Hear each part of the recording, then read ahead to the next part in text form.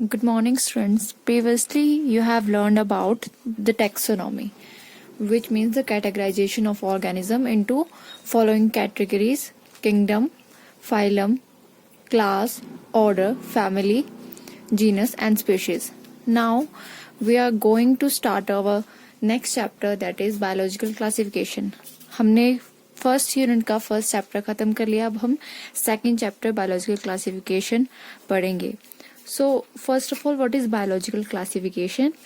It is the scientific ordering of organism, means bacteria, protista, fungi, plants and animals, which was arranged in a hierarchical series of groups. So, हम इन सबको protista, fungi, bacteria, इन सबको एक hierarchical order में जो है organise करेंगे on the basis of the relationship, morphologically and revolutionary and other functions. इसके basis पे हम इन सबको कैटेगराइज करेंगे. तो सबसे पहले नीड क्यों पड़ी इस बायोलॉजिकल क्लासिफिकेशन की? अगर मैं आपको कोई एग्जांपल दूं, मैंने आपको बहुत सारे कॉइन्स दे दिए और वो कॉइन्स जो हैं which belongs to many countries and you would probably first sort out the coins country wise. सबसे पहले आप क्या करोगे? कंट्री वाइज उन सबको कॉइन्स को अलग अलग करोगे कि किस कंट्री से कौन सा कॉइन बिलोंग करता है. उसके बाद आप क्या करोगे कि वो जो कॉइन्स होंगे आपने कंट्री वाइज अलग कर लिए. सेकेंडली आप क्या करोगे कि टाइम वाइज जो हैं वो कॉइन्स जो है वो किस टाइम से बिलोंग करते हैं, फिर आप वो उनको अलग से कैटेगराइज कर दोगे. थर्ड आप क्या करोगे कि वो जो कॉइन्स हैं उनको सिस्टमेटिकली अरेंज करोगे कि सबसे पहले 1 का कॉइन, फिर 5 का कॉइन, 10 या जो भी कॉइन जिस कंट्री से जिस तरह से बिलोंग करते हैं आप उनको वैसे कैटेगराइज करोगे. सो बायोलॉजिकल क्लासिफिकेशन भी वही है, कैटेगराइजेशन है ग्रुप्स ऑफ एनिमल्स की और प्लांट्स की, जिसमें हम स्पीशीज को एक इवोल्यूशनरी बेसिस पे या फिर उनके मॉर्फोलॉजिकल बेसिस पे उनको डिवाइड करते हैं. Next one is objectives of classification. इसके 3 मेन ऑब्जेक्टिव्स हैं. Number 1 is to recognize and precisely describe the basic unit of classification, that is species. Number 2 is to devise an appropriate method of assigning the basic unit, that is species, into an ascending series of groups on the basis of their similarities and relationships. अब ये 2 objectives क्या है? सबसे पहले है कि हमें recognise करना है और डिस्क्राइब करना है एक यूनिट ऑफ क्लासिफिकेशन को जो कि स्पीशीज है. और सेकेंडली स्पीशीज को हमने अरेंज करना है इन असेंडिंग ऑर्डर और ग्रुप में उसको डिवाइड करना है on the basis of similarities and dissimilarities. ये मैं आपको पहले भी बता चुकी हूँ. जो इसका थर्ड ऑब्जेक्टिव है बायोलॉजिकल क्लासिफिकेशन का, that is to indicate the phylogeny. Phylogeny means evolution of the organism, कि जो ऑर्गेनिज्म है वो कहाँ से इवॉल्व हुई. जैसे हम ह्यूमन बींग्स है तो मंकी से इवोल्यूशन जो है वो हमारी स्टार्ट हुई है. सो वैसे ही एक स्पीशीज की या एक ऑर्गेनिज्म की इवोल्यूशन कहाँ से हुई है वो सब कुछ हम बायोलॉजिकल क्लासिफिकेशन के अंदर पढ़ेंगे. सो बायोलॉजिकल क्लासिफिकेशन की जो हिस्ट्री है उसमें बहुत सारे साइंटिस्ट ने काम किया है. जैसे कि कार्लस लिनियस है, उन्होंने भी बहुत सारे जो है प्लांट्स और एनिमल्स के कैरेक्टर्स बताए हैं. और थियोफ्रेस्टस हैं जिन्होंने प्लांट्स के वेरियस कैरेक्टर्स बताए हैं.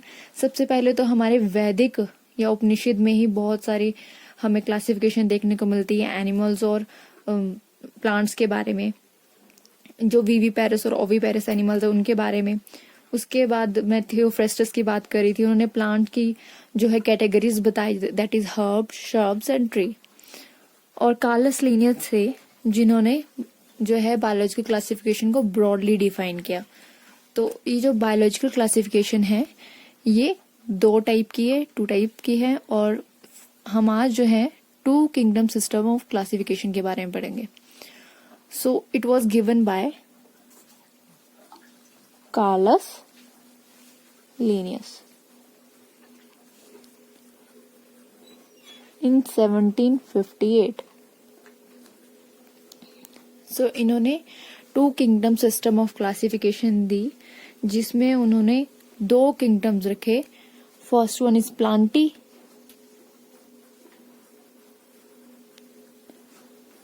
And second one is Animalia, जिसमें 2 ग्रुप से प्लांटी एंड एनिमेलिया जो प्लांट्स और एनिमल को बिलोंग करते हैं. एंड उन्होंने प्लांट्स के अंदर किन किन को रखा, bacteria, fungi, algae, liverworts, mosses, ferns, conifers and flowering plants. तो ये सारे जो हैं उन्होंने प्लांट की कैटेगरी में रखे।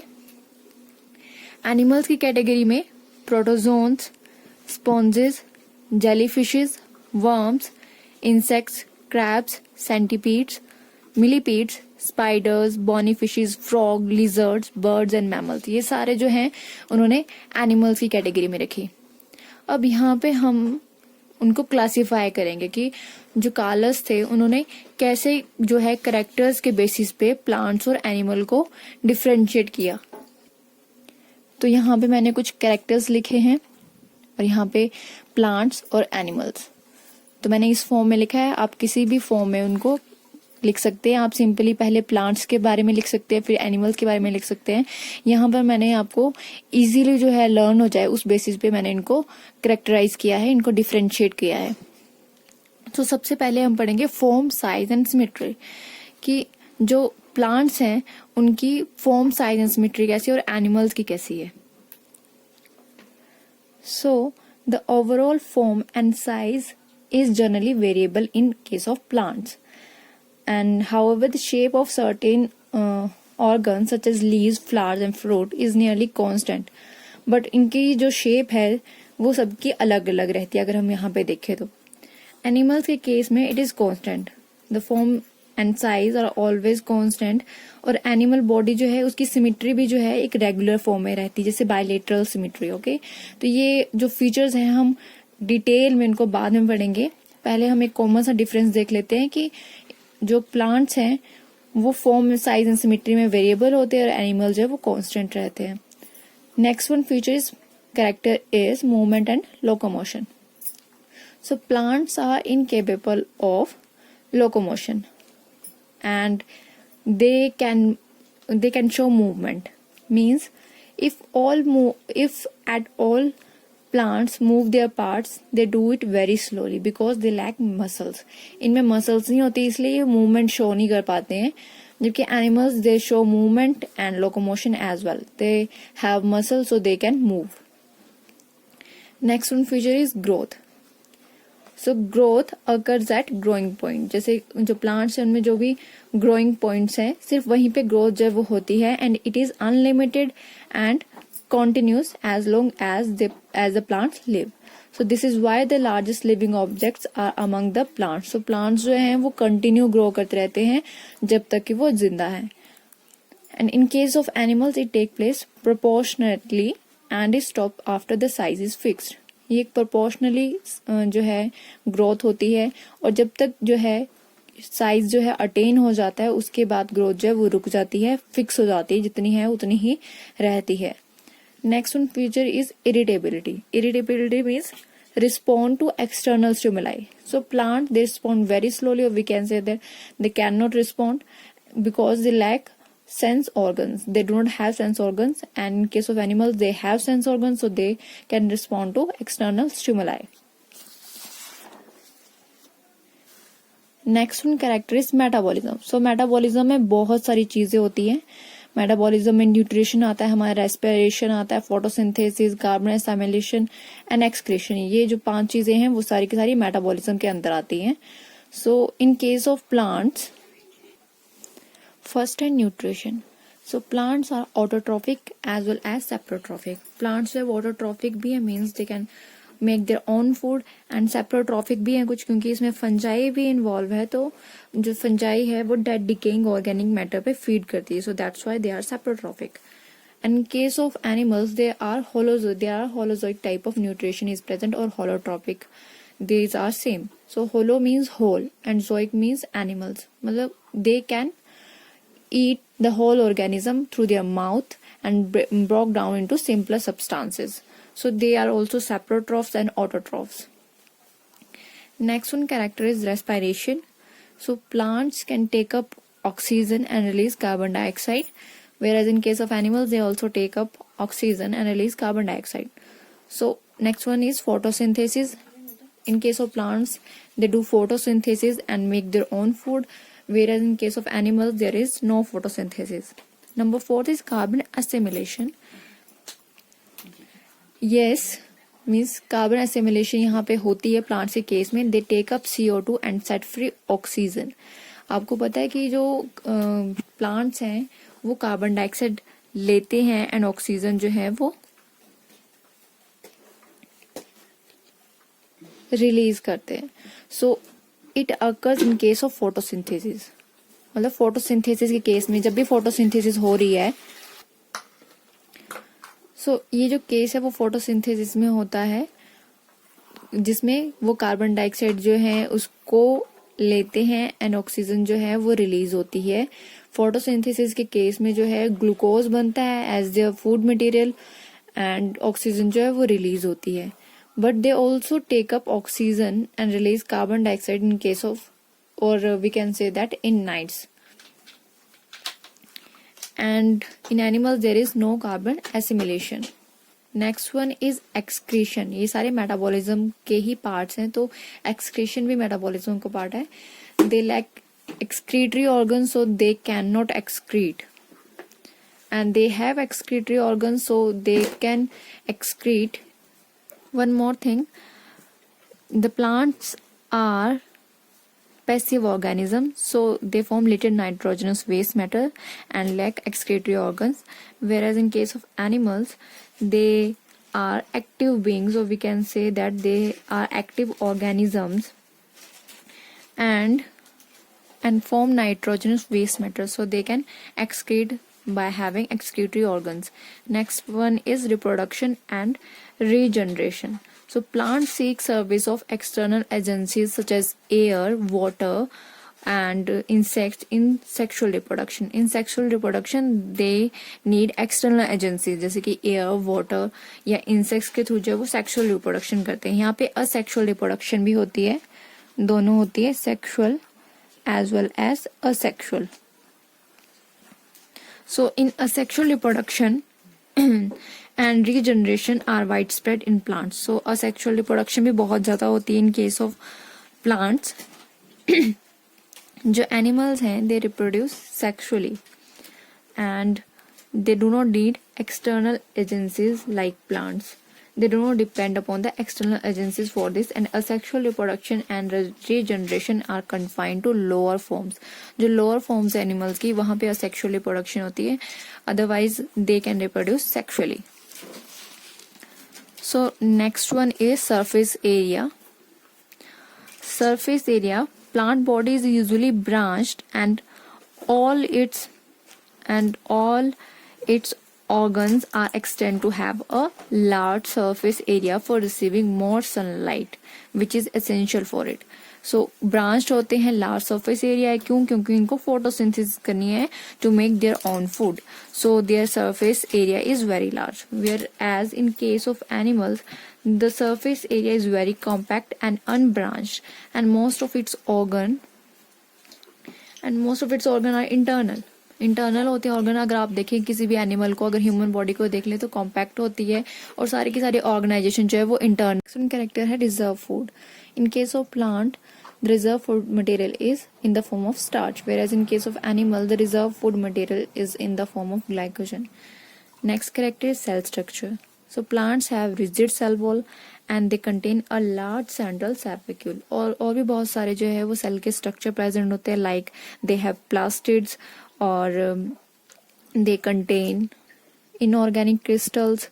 In case of animals they lack cell wall, इनके पास cell wall present नहीं होती है, और vacuole भी जो है वो small vacuole जो present होता है, and they are mostly without plastids and they contains a centrosome.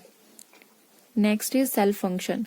So plants can synthesize all amino acid, मैंने ये AA जो है वो amino acid के लिए लिखा है short form, coenzymes and vitamins. ये synthesize कर सकते हैं सभी टाइप की amino acids, coenzymes and vitamins, whereas animals cannot synthesize all needed amino acids, coenzymes and vitamins. वैसे तो कुछ amino acids हमारे अंदर present होती हैं, पर जो कुछ जो है वो प्रेजेंट नहीं होती है तो वो हमें बाहर से ही लेनी पड़ती है. So they can not synthesise all needed amino acid. And the cell wall और cell membrane can not contract, whereas in case of animals the cell membrane can often contract and change its form. Next feature is plant divided by cell plate. ये cell plate की वजह से divide होते हैं। जब भी division होगी तो उसमें सेल प्लेट जो है वो हेल्प करेगी सेल डिवाइडेशन में। In case of animal they divide by cell furrowing. ये जब भी आप माइटोसिस और मियोसिस जो आगे के चैप्टर्स में करोगे तो वहां पे आपको पता चल जाएगा कि सेल प्लेट और सेल फर्रोइंग क्या है।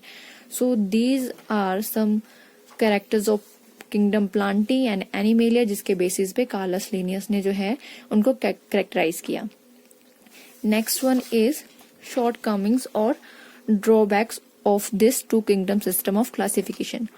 Although he described all the necessary things in plants and animals, but there are some shortcomings जो कि साइंटिस्ट ने बताई कि जिसकी वजह से जो है ये two kingdom system of classification fail हो गया। However, it seems inadequate and unsatisfactory in view of the new information that has come to light about the organism। बाद में जब रिसर्च हुई तो उसकी वजह से ये जो टू सिस्टम ऑफ क्लासिफिकेशन है, two kingdom system of classification, वो फेल हो गया। सो उसके क्या क्या ड्रॉबैक्स रहे। सबसे फर्स्ट है distinction between higher and more familiar plants and animal is quite clear. हमने वो देख लिया कि प्लांट्स और एनिमल्स के बीच में तो बहुत सारी चीजें वो क्लियर हैं जो कि हायर ऑर्गेनिज्म के बेसिस पे हैं, but there is no difficulty in considering a tree और मॉस अ प्लांट। ट्री और मॉस में हमने कोई डिफरेंस नहीं देखा, और अ काऊ अ ग्रास होपर। सो इनको हमने एनिमल की कैटेगरी में रख दिया और ट्री और मॉस को प्लांट की कैटेगरी में रख दिया।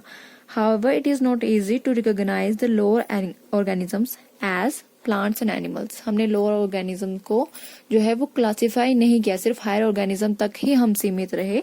सो यहाँ पे एग्जांपल्स दिए हैं यूग्लिना का। सबसे फर्स्ट जो यूग्लिना है, it is a unicellular organism which has both animals and plant features.